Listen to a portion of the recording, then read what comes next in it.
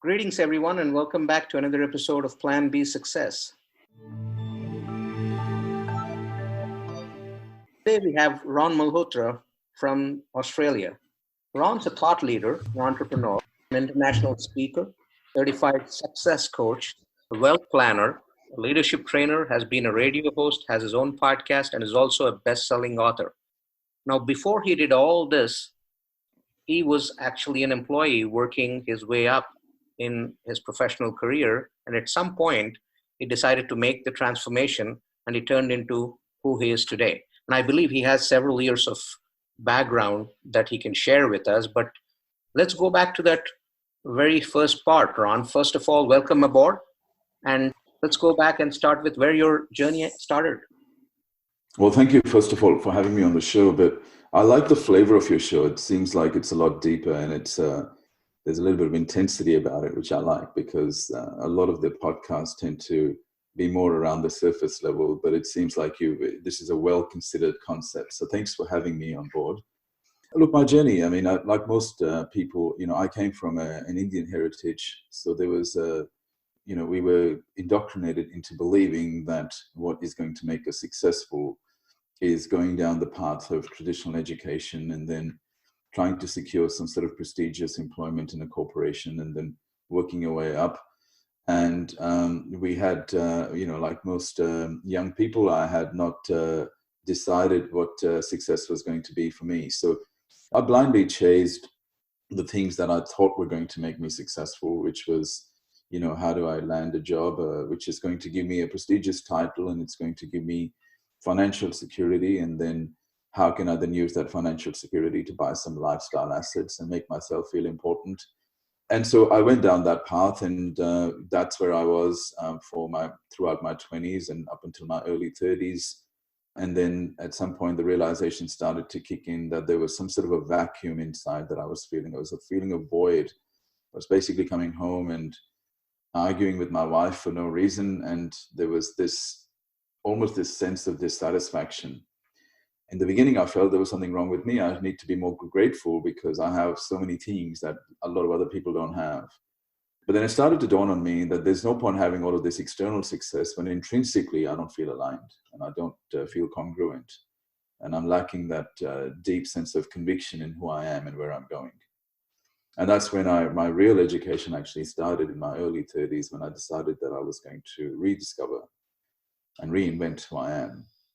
And become really clear on what kind of what kind of footprint I want to leave on the planet, and, who I really am in my essence. And I started to realize that I was a byproduct of the conditioning that I had picked up from culture, from parental conditioning, from media conditioning. And this is not an attack on anybody. It's just the way we live. We live through what other people believe is acceptable. And I think it started to dawn on me that I knew very little about myself. And that's when I started, I guess I started on a different lane and decided that where I was not entirely appropriate for the type of person I wanted to become.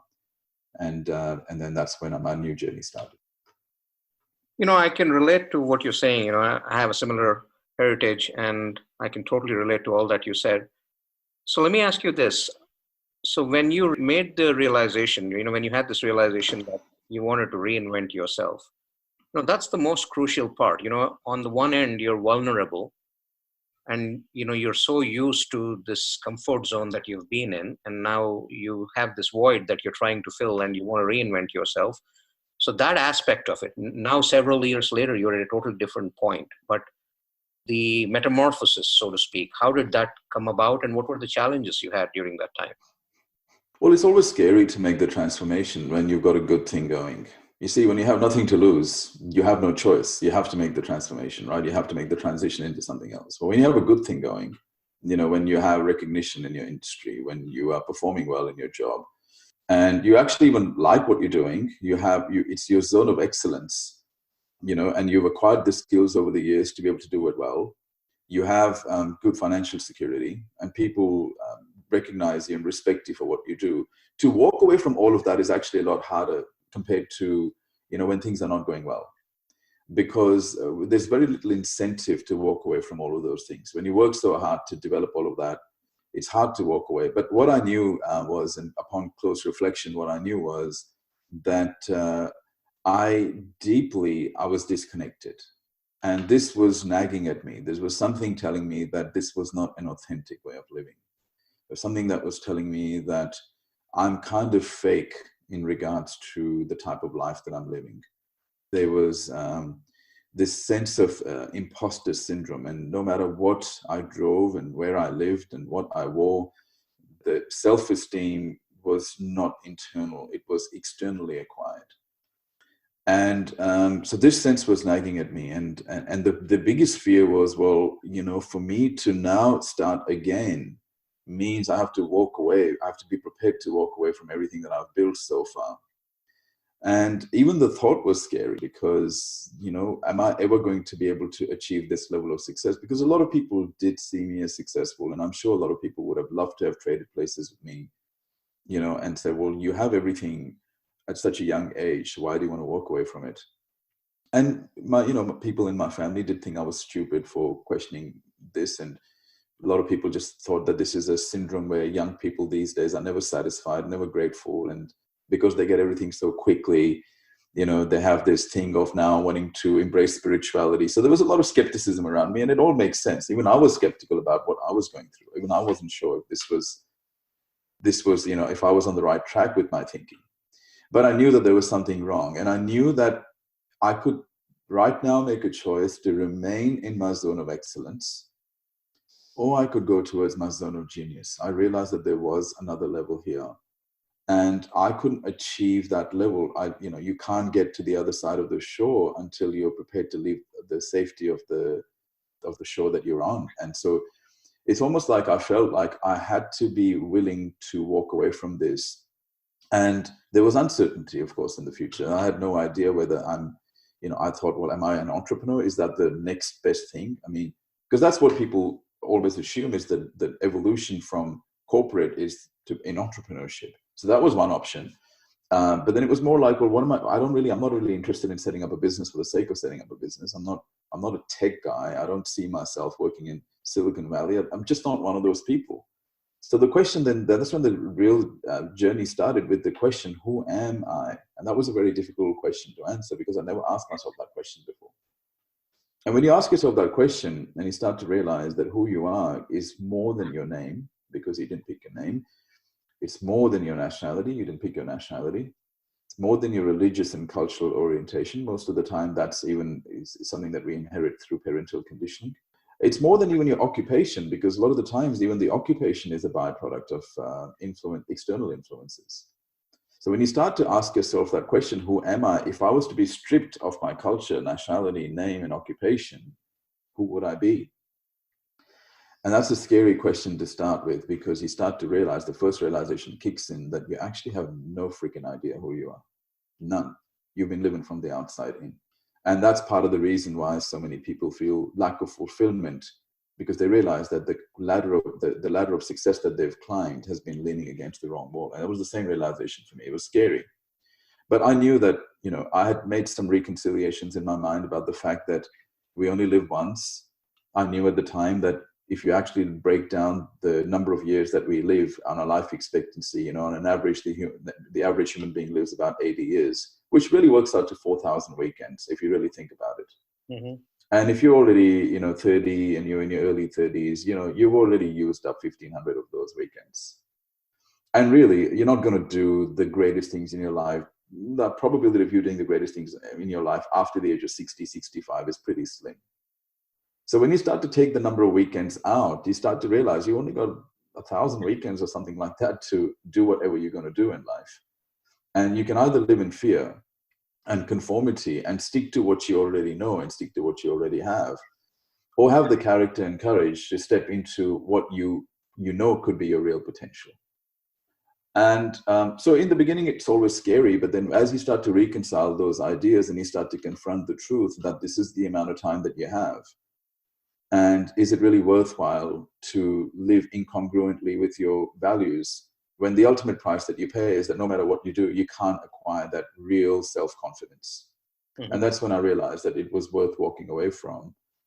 And, I've always been a financially driven guy. I've never I've never been in shame of that. Like a lot of people feel shame about admitting that they want more money. I've always wanted more money, but I guess the real evolution happened when I realized that the most successful people in the world are not those who have money, but those who have been able to acquire money and wealth doing what they love, and it makes a positive difference in the world.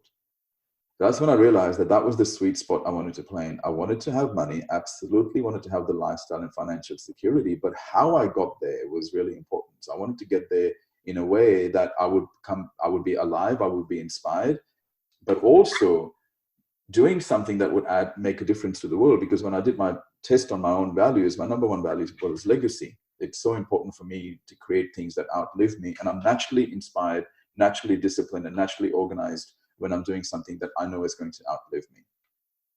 So that's where, I realized that I had to walk away from it and then start with asking myself who I am, what I really want, and what kind of footprint I want to leave on the planet. And that's when the new journey started. So how much time did it take you from leaving your job to getting to the point where you really understood what you wanted to do and you started executing on it? Look, I had a little bit of clarity when I made the transformation. I don't think you can't wait for total clarity. I think a lot of the clarity comes with execution and with courage. You don't work everything out in your mind per se. You actually work it out through experience. I knew enough to know that what I was doing was not me. It wasn't entirely me, that it couldn't define me. That I knew enough, right? So I knew that what I was doing could not be a holistic description of who I wanted to become. So that was sufficient for me to take a leap of faith into the unknown. But I had a fair idea as to where I started to, take stock of my strengths and my passion and my values. So I was starting to get clear. And one of the realizations I had was that we actually take our clients through this exercise. We ask them this question: who are you in your spirit? Who are you in your mind? And who are you in your heart? And what I realized was that in my spirit, I'm a teacher. It's like I've been designed for teaching. And when I look back at, elements from my childhood, and I look back at childhood experiences, it just seems like the whole plan has been gearing me towards becoming a teacher. And that's why I realized I was always gravitating towards professions that had to do with advising, mentoring, consulting, coaching, because they're all forms of teaching. So that's when I realized that that's who I was. And even though I knew my zone of excellence was giving advice in the wealth space, and I've maintained that because I do love it, I realized that there was another level for me, and that was for me to operate from my zone of genius. And I realized that as I started to put pen to paper and I thought I'm going to start writing and I'm going to start speaking, it confirmed for me that this is something that I was naturally born to do. And but then again, having said that, I didn't want to end up like some of those unrealistic dreamers who have a dream and they say, well, I have a dream and I'm going to do this, I'm going to be on purpose, I'm going to be on passion, but then they broke. I didn't want to be one of those people. Right. I still wanted to be smart enough and strategic enough to say, yes, I'm going to do what I love. I'm going to do what I was born to do. I'm going to do what impacts the world positively, but I must also commercialize it successfully, because otherwise I'll just become one of those delusional people who want to try and change the world, but never do because they lack the financial resources to be able to do it. So this is where I had to blend heart-based thinking with mind-based thinking to then go, well, this is what I'm going to do and this is how I'm going to do it. And then I had to acquire the skills along the way. But once you know your why, and it's been said before, once you know your why, the how takes care of itself. And I have to agree with that, because once I knew why I had to do this, the how just started to become evident over a period of time. And that's why today I very emphatically, I say to people, if you're the number one skill required to become successful is courage. And you can have all the intellect in the world, you can have all the wisdom in the world, you can have all the desire in the world, you can have the best intent in the world. If you haven't got the courage, you're not going to make it happen. And how long have you been doing this, Ron? I think it was in my early 30s that I decided I was going to make the transition, but I hadn't made the full transition. I started to engage with it, sort of dabble into it. Then I started to become a bit more serious. And I think it was somewhere in my 33, 34, I think, when I really decided that this is how I wanted to live. And for me to have the independence of being able to pursue what I really wanted to do and become who I want to become, I needed to have flexibility. Because one of the biggest issues in working in a full-time job is that it takes up all of your time. Mm-hmm. And so there's really no time for self-discovery. There's really no time to explore. There's really no time to experiment. There's no time to mingle with people outside of your industry. So one of the things I kind of realized was I must leave job security, and then that will allow me to explore more, because I still hadn't fully discovered who I was and what I wanted to do. But it was important for me to do that. So one of the decisions that I made was, back then, I sold my house. I sold the home that we used to live in, which was a beautiful home. We used to have people say that this was their dream home. Mm-hmm. And that's not an easy decision to make. It's not an easy decision to sell your home, Right. and decide that, and I had a lot to, it could have easily, I said to my wife, look, here's the thing. Either I make it happen in a much better way than I ever have, and we go into a much more, even a better home, or I rent for the rest of my life, and that's my punishment for being stupid. Mm-hmm. And as we speak now, we did end up building our dream home, which is better than what we had. And there was many times throughout the journey where I doubted my decision, but I then learned that I needed to keep my attention and my emotions fixated on what I want, not what I don't want, because fear can set in so easily, especially when things go wrong. Mm-hmm. People start coming up to you, see, I told you it was not going to work. See, I told you it's going to be hard. See, I told you it's going to cost you a lot of money. Yeah. And in those moments, what you do and how you respond will determine whether you stay on that journey or you give up and change lanes. I decided to stay on the journey. So obviously your wife, your family supported you through your decision. My wife supported me. She wasn't happy, but she supported me. She was sad because we loved that home, and we had built, not built that home, but we had made it what it was. Not to mention that we had spent an incredible amount of money doing it up. So we had to walk away from all of that. And those are not easy considerations. And but she did support me, because one of the things I realized in life is people will accept you on your own evaluation of yourself. If you lack self-belief, others will lack belief in you. And I'm not talking about fabricating some sort of a fake belief in yourself. I'm talking about belief that comes from understanding. And one of the things I kind of realized was that we humans are very powerful. And when you start to understand the spiritual and universal laws, which I really, a lot of my education is in that, it's about really understanding that only in the short term circumstances can defeat you. In the long term, we can create circumstances. And once I was convinced of that, I backed myself up completely. And look, to some people that may have come across as arrogance, but for me, it wasn't. It was just about a deep faith that once we align ourselves with what we're meant to do and we put everything into it and we become wholly committed, we can make anything happen. And when I say we, I believe all humans can make it happen. I don't think I'm exceptionally intelligent or talented in any way. I just have a belief and a faith in the fact that, we do create our own circumstances. I want to take you a little bit, further back. One of the things that I learned about you, and I think I saw it on a video recently, was in your 20s, you talked about self-esteem issues as well as suicidal tendencies at a point in time. So how did you deal with that, and how did that help to shape you later? Well, I didn't deal with it very well at all. And this is where I went from having no self-esteem and being frustrated and broke to thinking that somehow a prestigious position and money is going to make me happy and make me matter. So what I was trying to do was I was trying to fix the self-esteem issue externally. And that's what I did. And that's the whole, from my 20s to my 30s, that was what I did, was I tried to put the Band-Aid on. Mm-hmm. Rather than dealing with it internally. And we, at that point, in that age, if you don't have good mentors and you don't have good guides around you, you don't even know that there is such a thing called an internal self-discovery. You don't even know that this concept exists. You don't have a mental model for it. So, so like everybody else, you just blindly follow the system. You try and gain your self-esteem through external mechanisms. And that's what I did. And then that's when I realized, after having done that for 10 years of my life, kind of realized that I was on the wrong path. And when people realize they're on the wrong path, most of the times what happens is we say, well, I'm on the wrong path. I've kind of realized I'm on the wrong path, but I'm so far ahead now. For me to turn around and then start again, it's too much. So I'm going to remain on the wrong path. Mm-hmm. And I understand that, because I had the same doubts myself.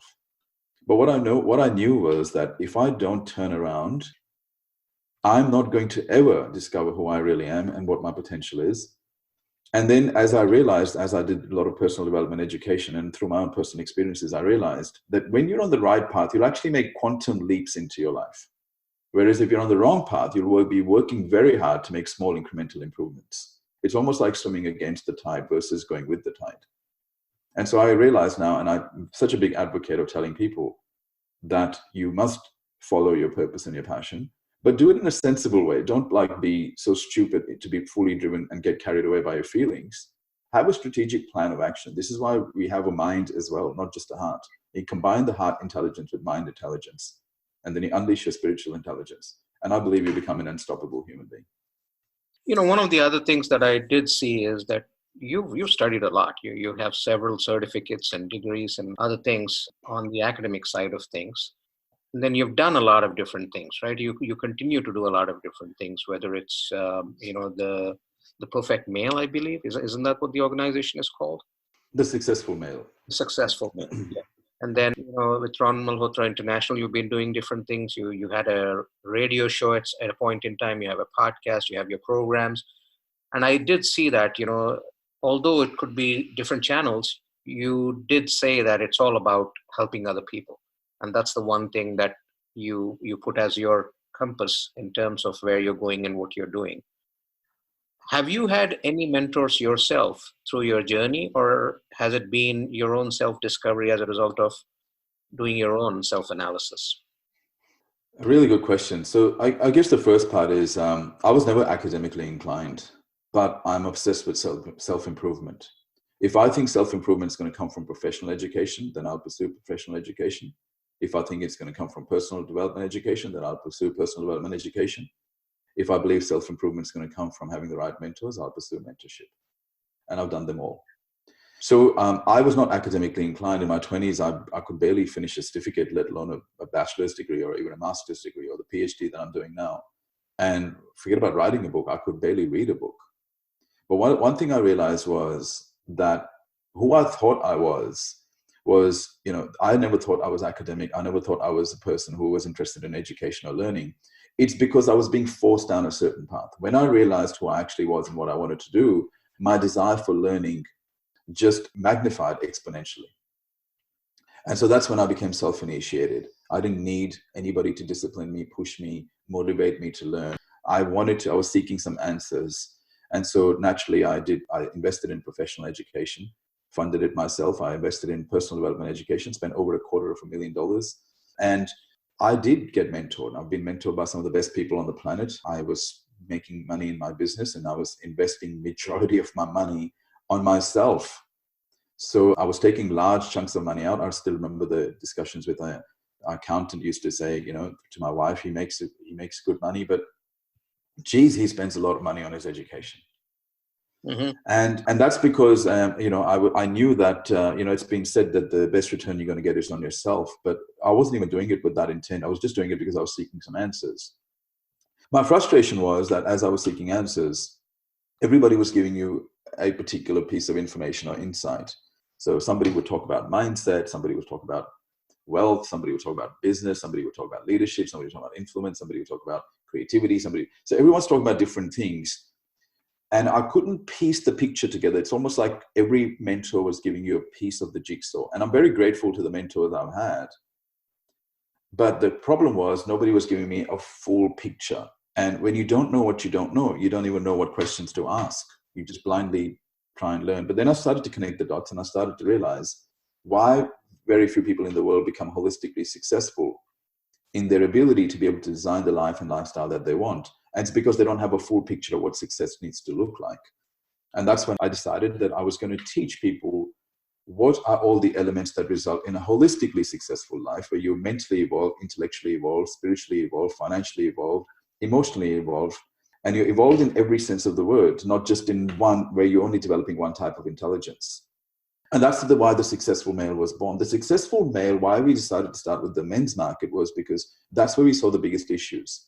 Women are quite ambitious and they are now doing better than men on all accounts, from entrepreneurship to academic scores to discipline to emotional intelligence to connections to relationship management, even in the military in many cases. And so what's happening is men were falling behind. And because I was one of those men who had suffered with ignorance and did not have any role models, I decided, especially when I looked at the statistics around men's suicide, depression, anxiety, and violence, I decided that holistic success education needs to become available and accessible to men.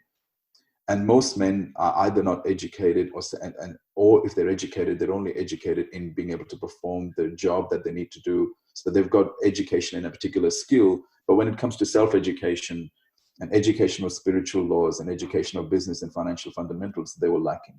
So that's when I decided to come up with a successful male to first assist the men's market. And then we're now next year launching the successful woman because of great demand from women that they are also looking for holistic success education. But really, again, it all just comes down to, rather than being an opportunist and jumping on a business opportunity, for me, it was coming from a much deeper place. I was seeking meaning. I wanted to do something that inspired me. I wanted to match it with a problem that right now exists in the world. And I wanted to make a difference. And so that's why all of my businesses, the Ron Malhotra International Business, my programs called MBA of Success. We're launching the Future Millionaires Academy, the Successful Male, the Successful Woman. We have a program called Magnify You, which takes intelligent professionals and executives from being a professional to becoming an established thought leader so that they can make the impact that they want. All of my programs are coming from the same place. How do I not help people? I'm not about helping. How do I enable people? Helping to me is a bit of an issue. I find that helping makes people feel helpless.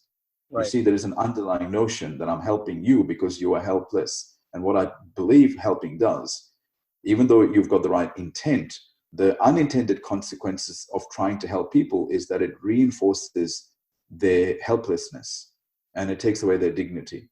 So I'm not about helping. I'm about enabling people, which is about getting them to stretch. I challenge people. I don't like to give handouts. I don't like to make it easy for people because that's not how you bring out the best in people. So I have a very different philosophy on it, but I guess that's my way of helping, is to enable people.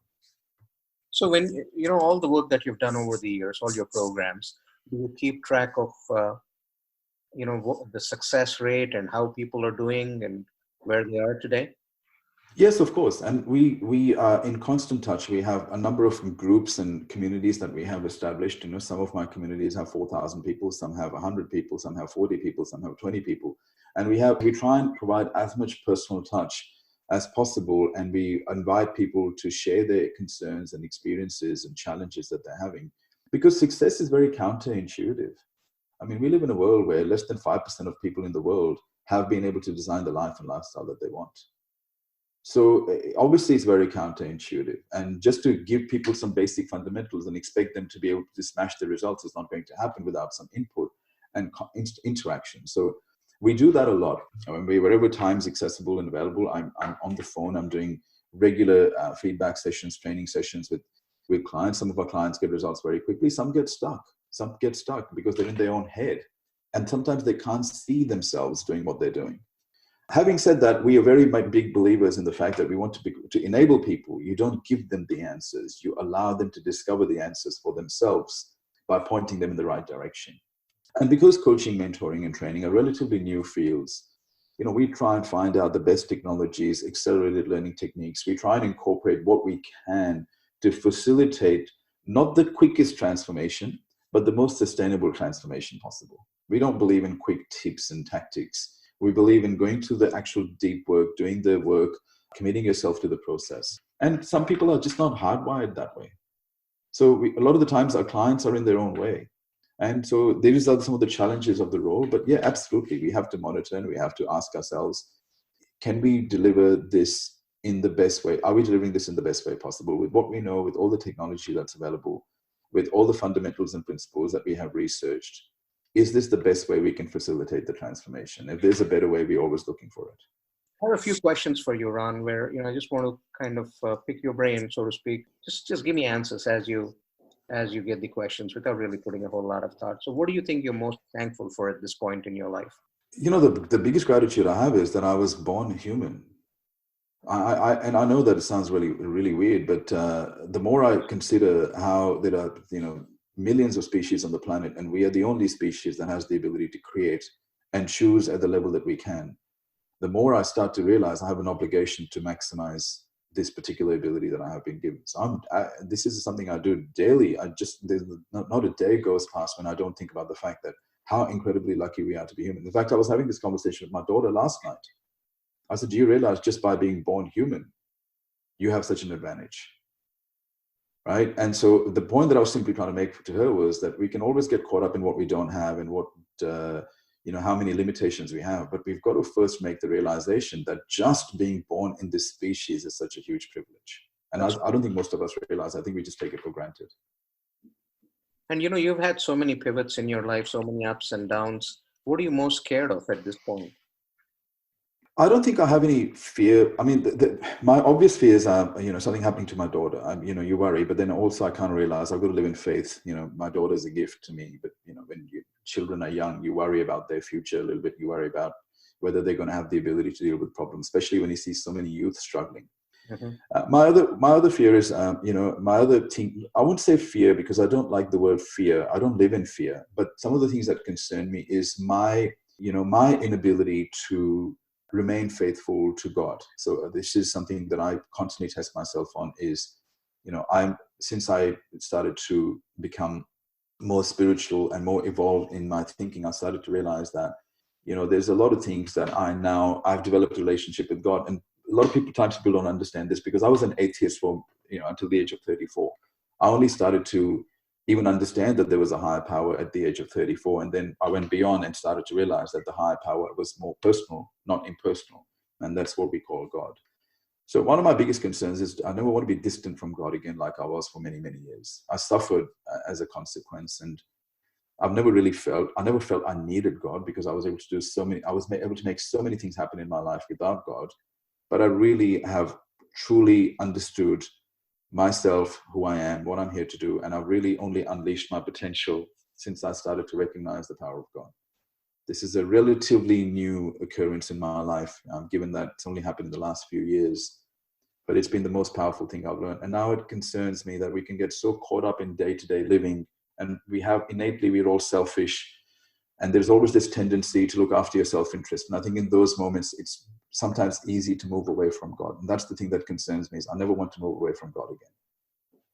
And what are you happy about? What do you feel fulfilled about so many years down the line after you made your shift? I'm so glad that I did it. I'm so glad that I've had the opportunity to be able to show people the same pathway. I'm so glad that so many people have benefited from my own journey. And and my wife said this to me the other day. She said, you always wanted to make a difference. You already have. She said, if you were to, we were talking about the fact that if I was to die tomorrow, she didn't say this, I said this. I said, if I was to die tomorrow, I don't think I'll have regrets because I started and I made what I did in the time that I had. I did all the things I wanted to do. So I'm very pleased about that. And I'm pleased that I chose to move towards uncertainty with faith and not entertain my doubts. And that's one thing I'm proud of is my ability to, I have doubts, I just don't feed them. That's great. What do you look forward to, Ron? Oh my God, there's so much. I wish I had 500 years. There is so much I want to do. We are doing so much work globally. We've just come back from a tour of Europe recently. I'm in India in a few weeks, running a few events. We have events in Indonesia, other parts of Asia, and then we're back in Europe and United States next year. There is a lot of stuff happening. I'm really one of the things that I'm looking forward to is we're having our next biggest project is the Successful Woman, which it's going to happen in Northern Ireland, and we have booked in the dates. We've got women that are going to be flying in from all over the world. And that's something I'm really incredibly passionate about now, is to provide world-class tools to these women to be able to not just develop themselves holistically, enable other women to do the same thing, but also build a global business around it. Very, very passionate about it. And so that's something that I'm really looking forward to. And what would you like your legacy to be? Look, I just, if I was on my deathbed today, or, I just want people to say, because of you, I realized who I could have become. If I can just make people realize how powerful they are. I don't think people realize how powerful they are. We've been told so many times, we don't really get it. We think we get it, but we really don't. Because if we got it, we would not be so hesitant and doubtful about going after what we want. And so if I can just make a lot of people realize that there is an element of them that is extremely powerful, and then how to bring it to life and to create the life and lifestyle that they want. If I can do that for as many people as I can, then that would be a life well lived. Awesome. And what would be one takeaway that you would want to leave for our listeners today, Ron? One thing that I would say to people is identify this thing called head trash. Head trash is how you speak to yourself in any way that disables you or disempowers you. Anything that you say to yourself that does not enable you or empower you is what I call head trash. Become very good at monitoring it and eventually get rid of it. Because things that we say to ourselves over and over and over again eventually become a byproduct or become a part of our subconscious conditioning, and it becomes a part of our personality. I'm extremely careful not to say anything about myself that I don't want to come true. And, because I started to, when you understand the mind, you understand that, part of your mind has no deductive reasoning powers. And so many people speak to themselves in a way that berates themselves. And they do that for over days and weeks and months and years and decades. They speak to themselves in a way that disables them and disempowers them. And eventually they become disabled and they become disempowered in their capabilities, because it's almost like an instruction to your mind. So my number one tip would be, learn to become aware of the head trash and do not say anything to yourself that you don't want to be true about yourself. Awesome. Thank you so much for joining us today, Ron. It was great trying to get a little bit deeper into your background, try to understand who you are and how you built yourself up to represent the organization that you run today. I know a lot of people hear about what you have to say, but I wanted to take them down a journey where they could see the real you, the raw you, so to speak. I appreciate the work that you're doing, because the way I look at it is you have decided that you're going to bring value to your community by sharing the stories. Well, number one, thank you for allowing the stage to your guests to be able to share their stories. It takes generosity of spirit to be able to do that. But thank you for also coming up with a concept that's quite deep, and it's real. And I like it's so specific around a particular thing. And I think stories allow people to realize the possibilities for themselves. And so the fact that you're doing that through your guests is fantastic work. I'm grateful that you had me on your show. Thank you very much. All right, everyone. I hope you liked that episode. Please make sure that you subscribe to Plan B Success for more interesting and inspiring insights like the guest that we just had. Also, share this with your friends and family and anyone who can benefit from this content. Thank you and catch you soon.